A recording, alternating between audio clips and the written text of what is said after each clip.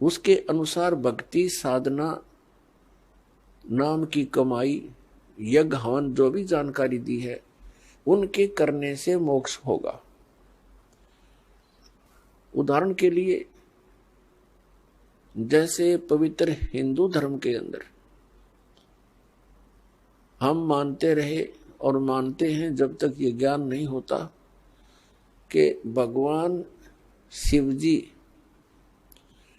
और उनकी धर्मपत्नी पार्वती जी इकट्ठे ही रहते थे एक ही परिवार में, और सबसे ज्यादा दर्शन पार्वती ही किया करती थी, लेकिन कल्याण नहीं हुआ। कल्याण हुआ उसका जब उनको भगवान शिव ने वो मंत्र दिया और पार्वती जी ने जाप किया, तब उनका उतना कल्याण हुआ जितना भगवान शंकर जी के द्वारा दिए गए मंत्र से होना है। लेकिन वो कंप्लीट मोक्ष नहीं है। फिर भी जो विषय है उसी से चलते हैं।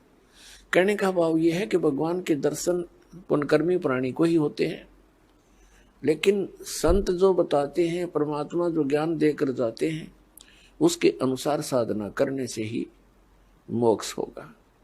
नाम की कमाई करनी पड़ेगी। कुछ एक ऐसे सिरफरे संत हैं, वो ये कहते हैं नाम की कमाई कुछ काम नहीं करे, नाम का जाप करने की कोई आवश्यकता नहीं, सतगुरु पार कर देगा। वो टीचर नहीं, वो दुश्मन है विद्यार्थियों का, जो विद्यार्थियों को ये कहता है कि तुमने पढ़ने की आवश्यकता नहीं, टीचर पास कर देगा। और ये अपने आप में संत भी कहते हैं, और श्रद्धालु इनके पास भी इकट्ठे होकर के संत मान करके इनके गुणगान करते हैं, इनके विचार सुनते हैं, फॉलोअर बन जाते हैं। इसका कारण क्या है कि हमें बिल्कुल ज्ञान नहीं है अध्यात्म का, और जब तक हमें अध्यात्म ज्ञान नहीं होगा ये संत हमारा ऐसे ही अंडोला बनाए रखेंगे। किसी ने चार अटपट बातें अलग से कर दी, हमने ऐसा लगेगा कि ये पूर्ण संत है। तो दास का उद्देश्य है कि आप जी को अध्यात्म ज्ञान से इतना परिचित करवा दूं कि आप किसी से भ्रमित ना हो सके। नाम दे देना ये तो आसान सी बात है, उसका आपने सिमरण करना है, बहुत अच्छी बात है। लेकिन बने बनाए काम ने बिगाड़ दिए कोई सिर फिरा के कि वो संत पूर्ण है, वो ऐसा बताता है, वो ऐसा करता है।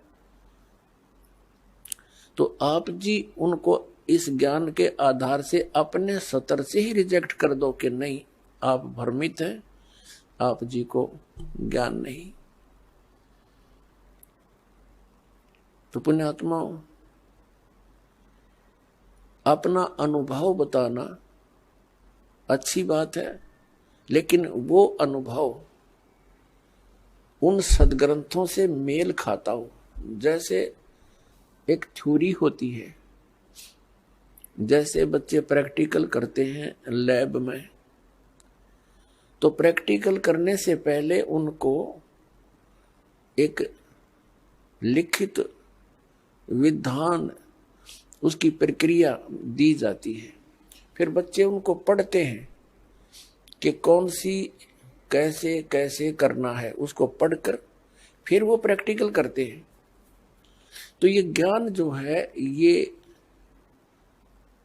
एक थ्योरी है, यानी ये लिखित जानकारी है जो प्रैक्टिकल हम करने जा रहे हैं। जिनकी थ्योरी ही गलत है तो प्रैक्टिकल भी ऑटोमेटिकली गलत होगा। तो हमारे जो सदग्रंथ है ये हमारी थ्योरी है, और परमात्मा के जो साधन उसमें वर्णित है वो करना हमारा प्रैक्टिकल है। फिर उनके करने से जो उपलब्धि होगी वो भी सदग्रंथों में लिखा हुआ है। फिर वो बताने की आवश्यकता कैसे पड़ेगी, अपना अनुभव बताओ। तो इस प्रकार ये भ्रमित व्यक्ति कदम कदम पर बैठे हैं भ्रमित करने वाले। श्रद्धालुओं की कमी नहीं, श्रद्धालु को तो परमात्मा की एक विशेष कसक होती है और वे परमात्मा के लिए भटक रहे हैं। आत्मा जब से मालिक से बिछुड़ी है, इसको उसी समय से उसकी आवश्यकता महसूस हो गई थी। जिस भक्त आत्मा ने सृष्टि रचना सुन रखी है तो उनको ज्ञान है कि पहले तो हम अपनी स्वेच्छा से इस काल भगवान के साथ लग गए और भगवान से विमुख हो गए,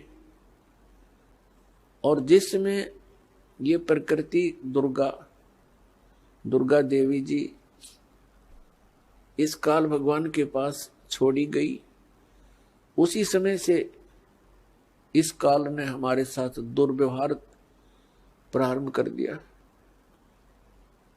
और उसी दिन से और आज तक हमें सिवाय परेशानी के यहाँ कुछ नहीं मिला। तो उसी समय इसको महसूस हो गया था, इस दुर्गा को पुकार की थी, भगवान मुझे बचा ले। अपने पैर पे कुआड़ा मार के हम यहाँ आए हैं और पुकार करते हैं भगवान बचा ले। अभी तक हम उस भगवान से प्रार्थना करते रहे जो हमें दुखी तो कर सकता है, सुखी नहीं कर सकता। वो कौन है? ये ब्रह्म है, ज्योति निरंजन काल है, जिसके लोक में हम यहां रह रहे हैं। और इसके 3 पुत्र हैं, रजगुण श्री ब्रह्मा जी, सतगुण श्री विष्णु जी और तमगुण श्री शिव जी। हम इनसे भी अर्ज करते हैं हमारी रक्षा करो। ये अपनी रक्षा नहीं कर सकते क्योंकि ये सक्षम नहीं है, ये समर्थ नहीं है। ये भी अपने कर्म के दंड को ही भोगते हैं और इनको इतना ही अधिकार दिया हुआ है कि जो जैसे कर्म करेगा वैसा ही फल तुम दे सकते हो, इससे हटकर आप कुछ नहीं कर सकते। ये केवल हमें अपना किया कर्म ही दे सकते हैं और ये काल भगवान के अधीन है, ये विवश हैं और अपने ही ये भाई बहन हैं। इनकी पिछले पुण्य कर्म अधिक है, इनको उच्च पोस्ट प्राप्त मिल गई इस ब्रह्मांड की, लेकिन ये आपके साथी हैं, दुश्मन नहीं।